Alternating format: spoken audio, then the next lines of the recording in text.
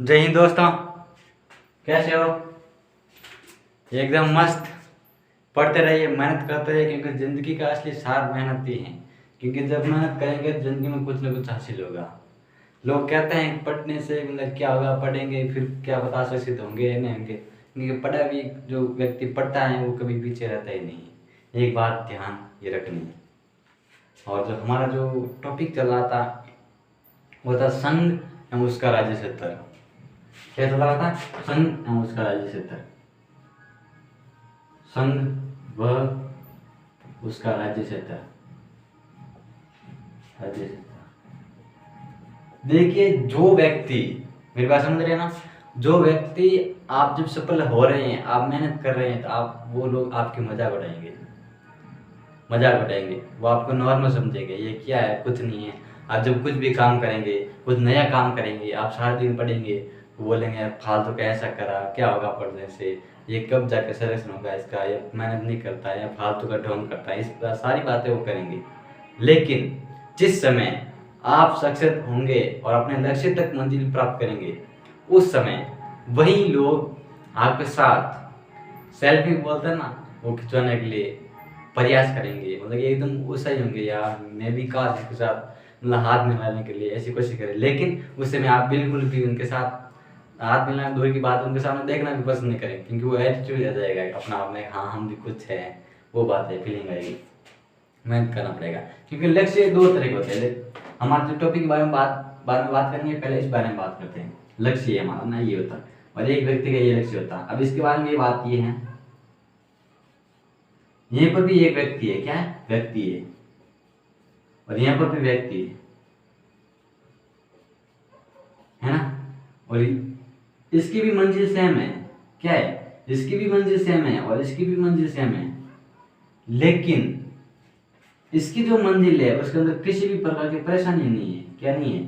परेशानी नहीं है। और इसकी मंजिल के अंदर बहुत सारी परेशानियां हैं। क्या है? परेशानियां हैं। आप अनुमान लगा सकते हैं असली जिंदगी का मतलब क्या होता है, असली जिंदगी का जो सार होता है वो क्या होता है। जब इस रास्ते से गुजरते हैं ना, तब जिंदगी का मजा आता है। इसका मतलब साफ साफ यही है कि हम इस व्यक्ति पर हम यहाँ पर खड़े हैं और हमारी मंजिल यहाँ पर है, और हमको ये मंजिल तक पहुँचना है। मतलब इस मंजिल तक पहुँचना है तो हमारे बीच में बहुत सारी परेशानी आएंगे। लोग हमको गलत समझेंगे, कुछ गलत बोलेंगे, कुछ सही बोलेंगे, कुछ हमारा उत्साह बढ़ाएंगे। और जब हम एकदम उत्साह बढ़ेंगे, हमारे के अंदर जोश आएगा, हमारे के अंदर जब शक्ति उत्पन्न होगी, तब जो पास के लोग हैं हमको कमजोर करने के लिए भी प्रयास करेंगे। और एक ये रास्ता है जिसमें किसी भी प्रकार की समस्या नहीं होती है, केवल मेहनत करनी होती है। वो मेहनत करते हैं, उसको किसी भी प्रकार के पैसों की कोई मतलब की समस्या नहीं होती है ना। किसी भी प्रकार की चुनौती नहीं होती है, किसी भी प्रकार की जाति वर्ग के क्षेत्र में भी किसी भी प्रकार का प्रॉब्लम नहीं होती है। फिर भी वो भी व्यक्तिमान बनता है और एक इधर वाला बनता है। और जब ये बनता है ना, तो इसका भी अनुमान लगा ही नहीं सकते दुनिया का कोई लोग, जिसके अंदर जाति का भी दबदबा होता है।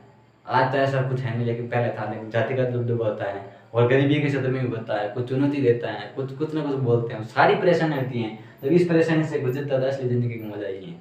जिंदगी है क्या, इसके बारे में देखना जरूरी है। बीच में से खत्म होने से कोई जिंदगी का मतलब कि अंतिम नहीं होता। हाँ, जिंदगी का कोई रिजल्ट नहीं होता। जब तक आप मेहनत करेंगे और जिंदगी को देखना है वाकई में है क्या, तभी तो मानव का मजा आता है। बाकी अन्यथा आप देखते हैं जानवर होते हैं, उसको वो भी खा के अपना पेट तो वो भी भरता है। भाई पेट ही तो भरना ना, वो भी भर सकता है। लेकिन इस पर क्यों मेहनत करनी पड़ती है? ये काम मनुष्य को क्यों दिया गया? मनुष्य को ये काम इसलिए दिया गया कि वही ये काम कर सकता है। ये बुद्धि है वो मनुष्य को दी गई है, ना कि जानवर को दी गई है। और मैंने जो ज्योग्राफी के क्लास के अंदर में बता रहा हूँ, ये सारी बात यही बता रहा हूँ, किस प्रकार मानव की उत्पत्ति, ये सारा काम मनुष्य को क्यों सौंपा गया। और जब ये काम अपन को सौंपा गया है, तो हम क्या करते हैं? बस आराम करना चाहते हैं। अरे ये भला आदमी, ये आराम का काम तो जानवर भी करता ना, खा पी के तो वो भी सोता ना। मेरी बात समझ रहे हैं? वो भी मेहनत कर सकता ना। लेकिन ये बात है केवल मनुष्य को दी गई है, ना कि जानवर को दी गई है। जो ये बुद्धि है, जो हमारे ज्ञान की बात है, ये जो हमारे शिक्षा की जो बात है, पढ़ने की बात है, सारी इंसान को दी गई है। जिस बुद्धि से वो विकास कर सकता है। मनुष्य के विकास सबसे बाद में हुआ है, मनुष्य की उत्पत्ति। इससे पहले कई जानवर की उत्पत्ति हो चुकी थी। और जब जानवर की उत्पत्ति हो चुकी थी, तो वही जानवर कभी वो मनुष्य के रूप नहीं ले सके, वो कभी भी प्रकृति का विकास नहीं कर पाए थे। केवल व्यक्ति ही एक ऐसा प्राणी है जो इस पृथ्वी पर बदलाव ला सकता है, पृथ्वी का विकास कर सकता है। और इसके लिए सबसे बड़ी जिसकी जरूरत होती है, सबसे बड़ा जो स्रोत होता है, वो होती है शिक्षा। क्या होती है? शिक्षा। और इनको प्राप्त करने के लिए रात दिन एक करना पड़ेगा हमको।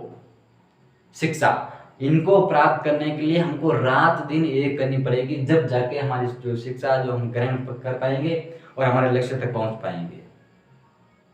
आ रही है बात समझ में? चलो देखते हैं अगली क्लास में। संघ उसका राज्य स्तर। और इस क्षेत्र में हमारी बात क्या चल रही थी?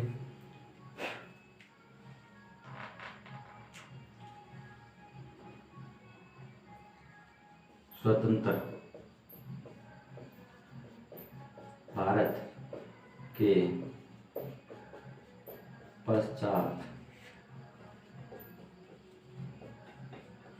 विभिन्न क्षेत्रों का भारत में विलय, भारत में विलय। इसका मतलब क्या है? जब हमारा देश आजाद हो गया था, है ना, जिस समय हमारा देश आजाद हुआ था, उस समय सभी जो देशी रियासतें थी, जो ब्रिटिश प्रांत थे, जो यूरोपीय जो कंपनियां थी, यूरोप के अधीन जो फ्रांस पुर्तगाली थे, है ना, वो सारे के सारे उनका अधिकार था। वो सारे एक तरह से किसी के मतलब कि स्वतंत्र रूप से नहीं थे, वो किसी के अधीन थी। जो देशी रियासत थी वो अंग्रेजों के अधीन थी। कुछ प्रांत थे जैसे यूरोपीय के अंदर थे, मतलब कि पुर्तगाली और फ्रांसीसी, वो भी उसके अधीन थे। जो कुछ क्षेत्र थे उन पर उनका अधिकार था। तो इन सारे को जो स्वतंत्र हो गया था और इनको भारत के अंदर मिलाना था, तो क्या ये काम आसान है या कठिन? बहुत मुश्किल है। ये काम करने के लिए एक अलग दिमाग की सोच होनी चाहिए, और वो दिमाग की सोच हमारे सामने आए।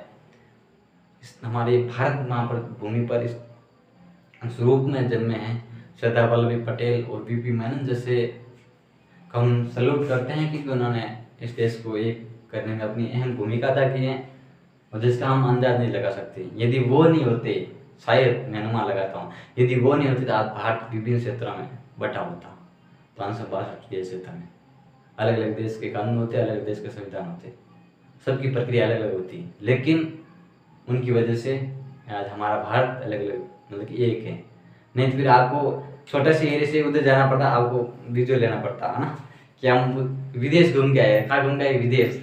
छोटे छोटे टाइम में कहीं पर जाते कि हमको विदेश जाके आए थे, गुजरात से राजस्थान जाते, तो बॉर्डर वाले थे, उनको भी वीजा लेना पड़ता था, एक क्षेत्र से एक क्षेत्र। जो शादी की बात होती है ना, जैसे कि आपके जो बच्चे की जो शादी करनी है, लड़की उधर वाला है, तो वीजो लेके जाना, सारी जो बारात होती है सारे का वीजा लेना पड़ता है। ये संभव नहीं है ना, असंभव है, सारा का वीजा नहीं ले सकते, क्योंकि इतनी बड़ी बारात होती है, सारा के वीजा ले पाएंगे? ये मतलब कि परेशानी होती है ना, इस प्रकार ये बहुत बड़ी दिक्कत होती है। और इसलिए किस प्रकार जो विभिन्न देश थे, प्रांत थे, पुर्तगाली के अधीन थे, कुछ अन्य क्षेत्र थे, तार्किक आधारों पर थे, उन सारे को भारत के अंदर शामिल किया था। और इनके किन प्रकार शामिल होते हैं उनके सारे के बारे में हम जानकारी देखेंगे। कौन कौन क्षेत्र थे?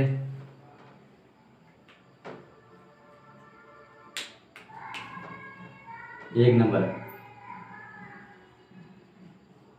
देशी रियासतों का भारत में विलय, देशी रियासतों का भारत में विलय, भारत में विलय, ठीक है। और दूसरा नंबर, यूरोपीय, पुर्तगाली व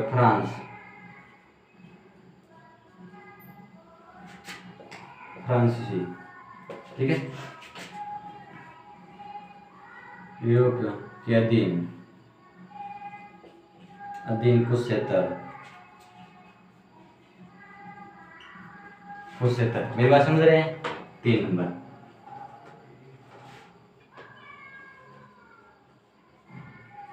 कुछ अन्य क्षेत्र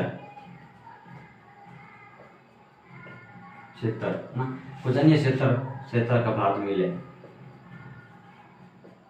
भारत में विलय। ये कोई छोटी मोटी बात नहीं है कि इनका तो भारत के अंदर विलय करना, ये बहुत बड़ी बात है कि इन सबका भारत के अंदर विलय होता है। फिर भी हमारे इतने बड़े प्रयास करने के बाद में भी पाकिस्तान का अलग होना ये हमारे लिए बहुत दुखदायी घटना है, क्योंकि इस तरह से अलग होना नहीं चाहिए था। एक रहते तब मजबूत होता, पाकिस्तान अलग नहीं होता तो क्या पता, मतलब पूर्वी बंगाल बांग्लादेश से वो भी एक होता था कि अलग ही नजरिए दिखता उनको, सोचा नहीं सकता। 4 नंबर तार्किक आधार पर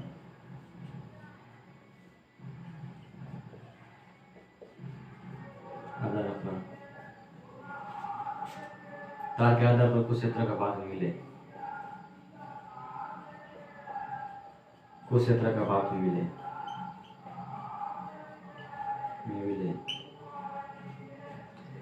और जब ये स्वतंत्र कर रहे थे हमारे देश को, तो ये बात जब ब्रिटेन के अंदर एक नई सरकार बनी थी, क्लीमेंट एटली के नेतृत्व में सरकार बनी थी। क्लीमेंट एटली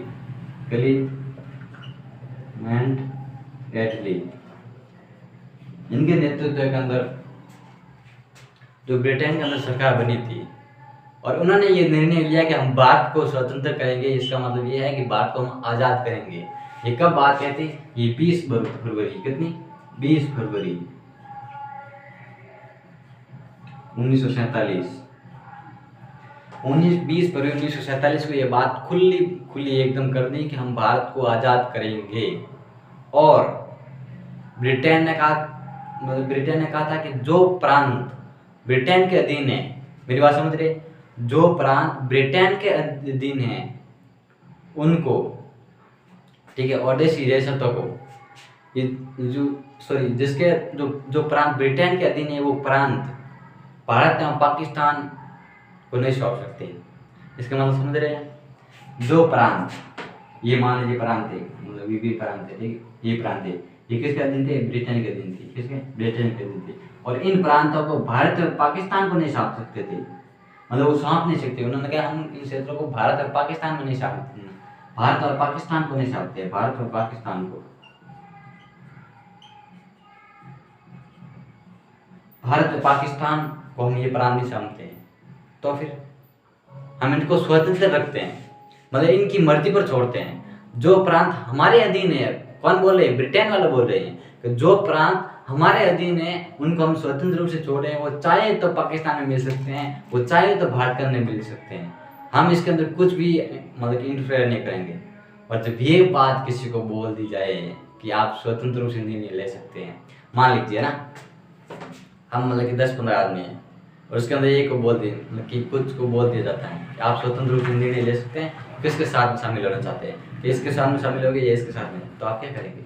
या आपके यहाँ कोई विशेष व्यवस्था, मतलब विशेष जो कुछ स्रोत है जिसके अंदर कुछ ना कुछ उसका महत्व है और उसके माध्यम से आप विकास प्रगति की ओर बढ़ सकते हैं, तो आप क्या चाहेंगे? स्वतंत्र रहना चाहेंगे?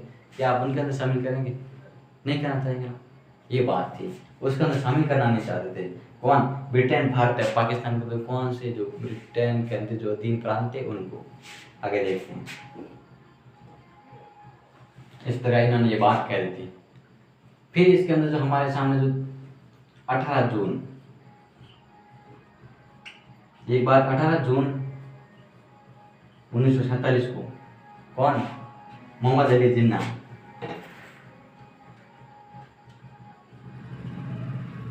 मोहम्मद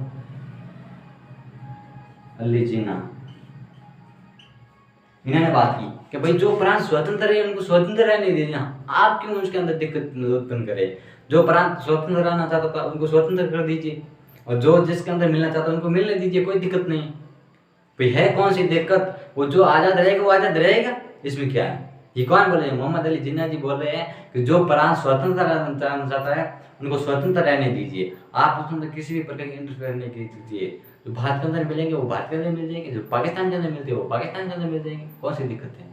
लेकिन इसी के बीच में जून 1947 को ही, जून 1947 को ही सरदार वल्लभ भाई पटेल,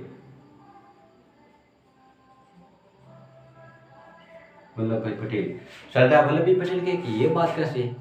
कोई जिन्ना जी बोले मतलब जो स्वतंत्र रहना चाहिए वो स्वतंत्र है, जो मिलना चाहिए वो मिलना चाहिए, ये बात गलत है। और सरदार वल्लभ भाई पटेल ने एक मतलब कि नवगठित है ना एक मंत्रालय बनाया जिसे रियासती मंत्रालय कहते हैं। क्या कहते हैं? रियासती मंत्रालय, रियासती मंत्रालय, रियासती मंत्रालय। अब इसके माध्यम से सरदार वल्लभ भाई मतलब कि इसके माध्यम से सरदार वल्लभ भाई पटेल ने कहा था कि हम जो विभिन्न रियासतें हैं उनको भारत के अंदर शामिल करेंगे। इस हमारा जो गठित जो मंत्रालय है इसके माध्यम से, और इसके अध्यक्ष है वो वीपी मेनन को बनाया जाएगा। और उन्होंने अपने जब वीपी मेनन को जो उसका सचिव बनाया गया था, किसको सचिव? वीपी मेनन को, वीपी मेनन को सचिव, वीपी मेनन को जब सचिव बनाया गया था तो उन्होंने अपने अच्छे रूप से कार्य किया था। अपनी हर प्रकार से जितनी हो सके उतनी इन्होंने मेहनत की थी, और विभिन्न रियासतों को और विभिन्न प्रांत को, विभिन्न पुर्तगाली जो अधीन थे, क्षेत्र थे, जो फ्रांसीसी के अधीन थे, उन सारे को भारत के अंदर शामिल किया था। बहुत बड़ी इनकी योग्यता रही है, इनका तो एक विशेष प्रक्रिया रही है जिसके अंदर भारत में जो देश की रियासतें थी उसके अंदर कौन कौन सी शामिल, सारी शामिल हो गई थी। और सरदार वल्लभ भाई ने खुला चैलेंज दे दिया था कि जो रियासतें भारत के अंदर शामिल होनी चाहती है, इसका मतलब क्या है? जो रियासतें भारत के अंदर शामिल होना चाहती है वो शामिल हो सकती हैं, हो सकती हैं। और यदि वो नहीं होना चाहती है, मान लीजिए यदि वो नहीं होना चाहती है तो उनका जो मतलब कह सकते हैं जो इनकी जो व्यवस्था है, जो उनकी असली मतलब जिंदगी का जो असली सहारा है, उनकी जो इज्जत वगैरह जो भी समझता है वो जनता पर डिपेंड करेंगे।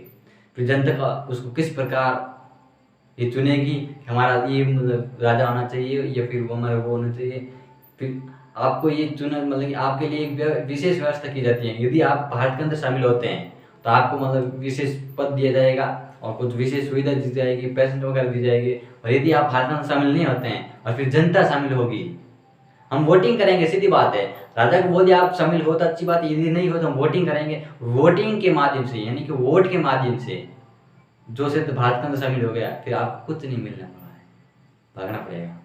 और इस बात पर जो सारी रियासतें थी वो भारत के अंदर शामिल होने लगी। और 15 अगस्त 1947 से लगभग सभी रियासतें शामिल होने लगी थी। लेकिन जो 3 रियासतें थी वो भारत के अंदर शामिल होना चाहती थी। कौन सी?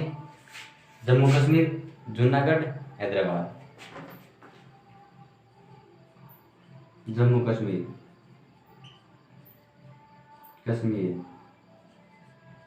जूनागढ़, हैदराबाद। क्यों? जम्मू कश्मीर का राजा था वो था हिंदू। क्या था? हिंदू था। कौन था? हरि सिंह। कौन था? हरि सिंह। इन्होंने क्या कहा था?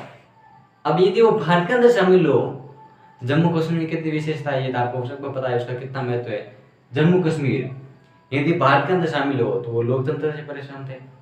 क्यों थे? किसका मतलब ये क्या हुआ? इसका मतलब ये होता कि हरि सिंह लोकतंत्र को नहीं चाहते थे, मतलब वो राजा के रूप में चाहते थे कि उनकी खुद की विशेषता होनी चाहिए, वो खुद का अपना पद के महत्व रखना चाहते थे। और ये बात है जो केंद्र को पसंद नहीं थी कि वो वोटिंग के जब भी लोकतंत्र हो जाता है तब उसके अंदर जनता चुनेगी, वोट होंगे और वोट के माध्यम से तय किया जाएगा कौन प्रधानमंत्री बनेगा, कौन मुख्यमंत्री बनेगा। और ये बात हरि सिंह को परेशान नहीं मतलब कि पसंद नहीं थी। फिर हरि सिंह दूसरी तरह पाकिस्तान से परेशान थे। इसका मतलब क्या है? पाकिस्तान से परेशान इसलिए थे कि वो सांप्रदाय के क्षेत्र में थे, वो हिंदू थे, वो मुस्लिम थे, इसलिए वो नहीं तो पाकिस्तान में मिलना चाहते थे और नहीं भारत में मिलना चाहते थे। और ऐसे करते करते 22 अक्टूबर 1947 आ गई। डेट कौन सी आएगी? 22 अक्टूबर 1947।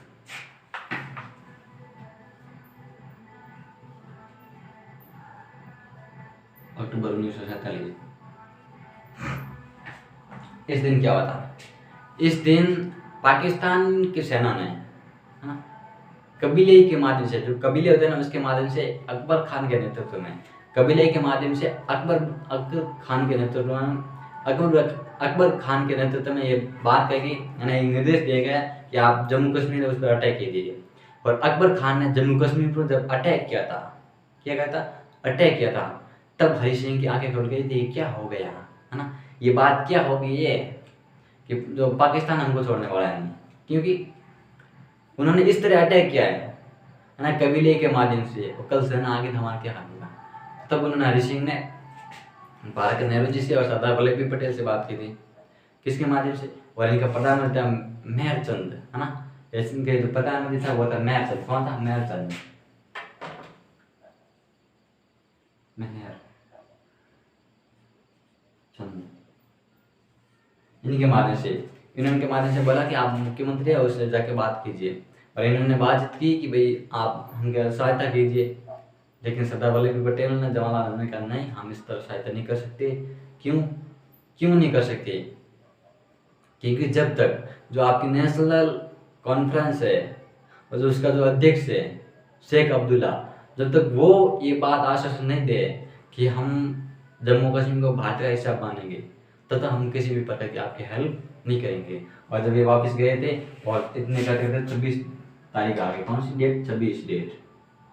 26 अक्टूबर को, और 25 रात की 25 तारीख की बात है ये है कि उन्होंने शेख अब्दुल्ला ने फिर मिल के फिर नेहरू जी से बातचीत की, हाँ ये बात है, और ज़्यादा ही अटैक हो रहे हैं और अब जम्मू कश्मीर में बचने के हालात बहुत मुश्किल है, क्योंकि इस तरह अटैक हो रही है और बहुत ही परेशानी बढ़ रही है। क्या बढ़ रही है? परेशानी बढ़ रही है। इस तरह ये बात अच्छी नहीं है। तब इन्होंने फिर जवाहरलाल नेहरू ने और सरदार वल्लभ भाई पटेल ने फिर सेनाएं भेजी थी, और सेना के माध्यम से फिर सरदार किया, हरि सिंह ने वहाँ पर साइन कर दिया था विलय पत्र पर, हाँ हम जो जम्मू कश्मीर वो भारत का हिस्सा मानेंगे, लेकिन इसका अलग संविधान होगा जम्मू कश्मीर का, वो अपनी इच्छा अनुसार चलेंगे, लेकिन वो भारत का हिस्सा रहेंगे, और विदेशी मामले वो भारत ये तय करें, लेकिन उसका अलग से संविधान होगा।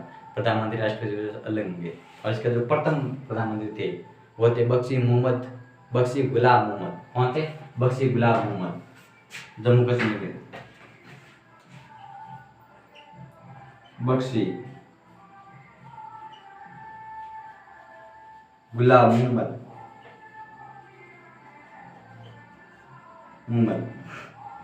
कौन थे? बख्शी गुलाम मोहम्मद। और दूसरी बात, इनके जो दूसरे वर्ष तक जो राष्ट्रपति के रूप में रहे थे वो थे करण सिंह। कौन थे? करण सिंह, दूसरे वर्ष तक राष्ट्रपति, दूसरी अवधि के लिए जो राष्ट्रपति रहे थे वो थे करण सिंह। इस प्रकार ये जम्मू कश्मीर का फिर इतिहास रहा है। और इसके अंदर जब इनके जो शामिल हो गए, लेकिन इसका संविधान बनेगा, और 1951 में इसका संविधान बनना शुरू हो गया था, और 1954 में फरवरी 1954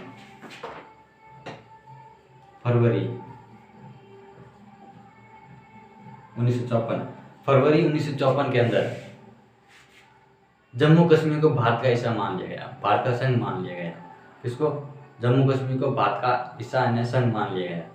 और 17 नवंबर 1956 तक पाकिस्तान जो भारत का जो जम्मू कश्मीर का संविधान है वो बन कर तैयार हुआ था।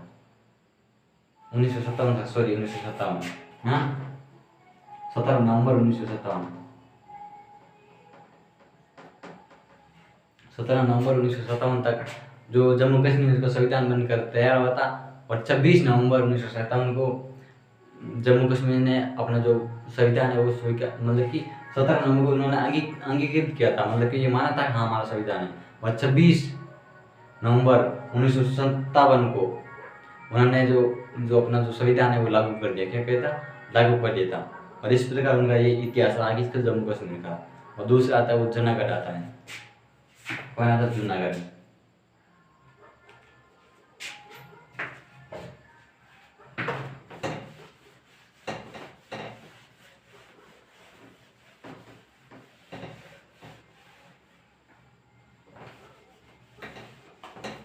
और एक बात मैंने नहीं बताई, जब जम्मू कश्मीर के अंदर जो इनकी जो आबादी थी, है ना, वो 77.11 इतनी थी मुस्लिम और 20.22% है ना हिंदू। और बाकी की जो 1 पॉइंट जितनी बस्ती हैं वो सारी कौन थी? मतलब सिख, बौद्ध, जैन जो भी थे उसके अंदर शामिल थे, है ना। बाकी की सिख, बौद्ध, जैन जो भी इसके अंदर बाकी के शामिल थे। और जो हमारा अगली तो जूनागढ़ है, कौन है? जूनागढ़। इसका इसका जो शासक था, राजा था, वो था मुस्लिम। क्या था? मुस्लिम। यहाँ की जनता हिंदू। अब जूनागढ़ वाले ने क्या कहा था, इसके अंदर शामिल हो गए, पाकिस्तान से बातचीत कर लीजिए। किससे? पाकिस्तान के। हाँ हम आपके साथ मिलेंगे। क्या बोल दिया? पाकिस्तान को बोल दिया हाँ हम आपके साथ मिलेंगे, क्योंकि हम पाकिस्तान के साथ में रहेंगे। पर जूनागढ़ है, उसका क्षेत्र वो बीच में पड़ता है ना, ये संभव नहीं था उसके अंदर ना, ये असंभव था, इसके अंदर वो शामिल नहीं हो सकते थे। और फिर इससे भी अधिक प्रयास करना चाहिए, जबरदस्ती जूनागढ़ को भारत के अंदर शामिल, सॉरी पाकिस्तान के अंदर शामिल करने लगा था। तो फिर इसका क्या होता? इनको बीच में भागना पड़ा था। क्या होता? बीच में भागना पड़ा था। 9 नवंबर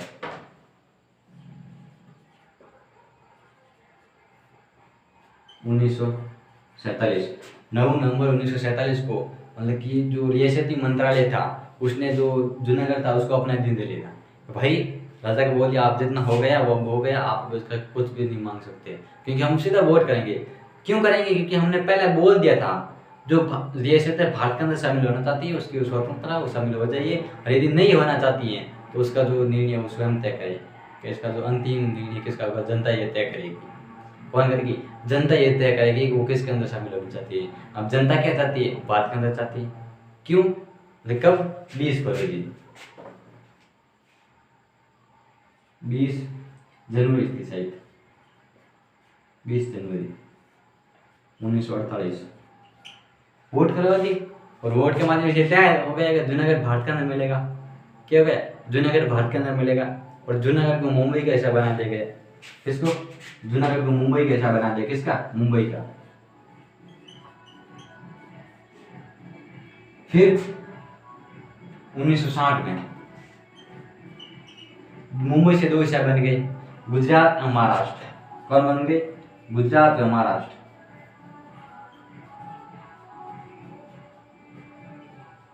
महाराष्ट्र, जब गुजरात और महाराष्ट्र बने थे तब से सॉरी ये जूनागढ़ है वो किसका हिस्सा बन गया? गुजरात का। किसका बन गया? गुजरात का। ये किसका इतिहास हो गया? जूनागढ़ का। हम आगे देखते हैं। हैदराबाद, इसका वाइस राजा मुस्लिम।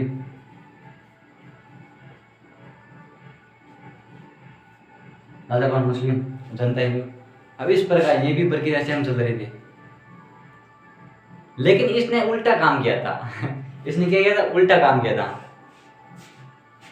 29 नवंबर, ये इसका दिमाग बहुत तेज चला था। 29 नवंबर, अब इसने क्या किया था? 29 नवंबर 1947 भारत से बात की रियासती मंत्रालय से कि आप जी, मतलब कि पटेल जी आपसे निवेदन है कि हम भारत के अंदर मिलेंगे, ये हम तय कर लेंगे, लेकिन 1 साल के लिए हमें टाइम दीजिए। 1 साल के लिए टाइम दीजिए कि हम जनता के प्रति मतलब कि अपना जो प्रेम वगैरह जताएंगे, यानी प्रेम भाव से हम रहेंगे, बातचीत करेंगे, जो भी उनकी जो सुविधा वगैरह करेंगे और उनकी जो समस्या वहाँ समझेंगे, है ना। ये था स्थिति संधि की थी। कौन से? ये था स्थिति संधि। ये था स्थिति संधि, इनके माध्यम से ये था स्थिति संधि के माध्यम से तय हो गया, है ना, कि हम 1 साल के लिए आप वेट कीजिए। ठीक है, आप मान लिया 1 साल के वेट कर रहे थे हम, एक मतलब आप बोल दिए 1 साल के लिए वेट करें। ठीक है, हमने कर लिया भी 1 साल वेट, और जब 1 साल पूरा नहीं हुआ, बीच के अंदर इसका जो राजा ने क्या कह रहा, जनता पर अत्याचार सारे पे, मतलब कि काट छाट करना, हर तरह से जनता को अधिक से अधिक परेशान करना। जब इनको जनता को अधिक से अधिक परेशान किया था, तब ये बात भारत को बिल्कुल सहन नहीं होता। क्यों? क्योंकि भारत आज़ाद हुआ है, ये कभी भी अन्याय नहीं सहेगा। भारत आज़ाद होने का मतलब ये नहीं है कि जनता पर अत्याचार होता रहे, क्योंकि हमारी जो जनता ने पिछले मतलब काफ़ी वर्षों में जनता ने जितना अत्याचार झेला था उतना झेल लिया। अब ये अत्याचार झेलना बिल्कुल भी पसंद नहीं करती हैं, और ये बात कहते थे 13 सितंबर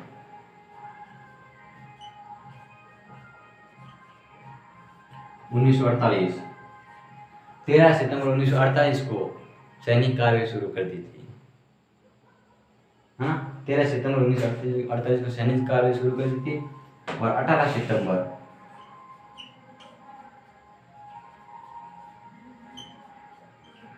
को भारत में मिला लिया। लेकिन जो हैदराबाद वाला बोला कि ऐसे कैसे आप कर सकते हैं, आप ऐसे कैसे करते हैं, तो इसको आप मतलब कि एकदम सैनिक कार्रवाई करेंगे, हम बात मान लेंगे। इन्होंने ही तो संयुक्त राष्ट्र संघ में शामिल हो गए, मतलब संयुक्त राष्ट्र संघ में चले गए, यूएन में। वहाँ पर जाके बोला कि साहब जी हमारे साथ अन्याय हो रहे हैं, और एक ही तरीका हम मतलब कि 1 साल के लिए गलत था कि हम जो बातचीत करेंगे, जो भी निर्णय करेंगे जनता के प्रति हम प्रेम भाव रखेंगे। ये तो हमारे साथ इस तक रहे थे, सैनिक कार्रवाई करे थे, ये कौन सा तरीका। लेकिन भारत ने बोल दिया सीधा कि सैनिक कार्रवाई नहीं थी, ये लड़े नहीं थी, ये केवल पुलिस क्या थी, पुलिस सेशन था। कहते हैं पुलिस मतलब कह सकते हैं पुलिस सेशन, क्या पुलिस सेशन, पुलिस कार्रवाई कह सकते हैं।